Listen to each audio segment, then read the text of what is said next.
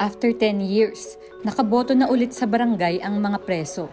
Halos 30,000 na preso ang bumoto sa barangay at sangguniang kabataang elections nitong October 30.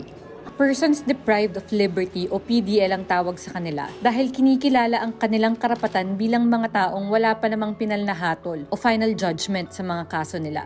10 taon silang hindi nakaboto sa barangay at SK elections dahil may komisyon nito sa Korte Suprema at nitong 2022 lang nagdesisyon ng Korte na payagan silang bumoto. Barangay captain at mga kagawad ang unang point person kapag may problema sa bilangguan. Meron ba silang tubig? Meron ba silang nakakain? Ano ba ang kailangan pa nila? Kaya 8 sa buong bansa ang mga persons deprived of liberty o PDL na tumatakbo sa mga posisyong to. 70% ng nakakulong ay dahil sa kaso ng droga.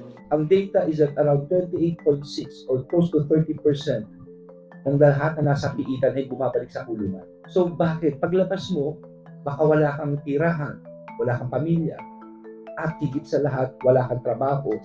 Tapos yung komunidad mo, iba yung tingin sa iyo.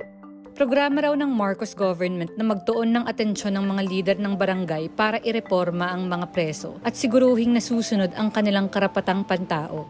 Sa konteksto ng war on drugs, nabuhay pa rin sa ilalim ni Pangulong Ferdinand Marcos Jr., barangay ang naglalagay sa kanila sa drug list. At sila ang may mahalagang papel para siguruhin sa kanilang paglabas ay mayroon silang hanap buhay.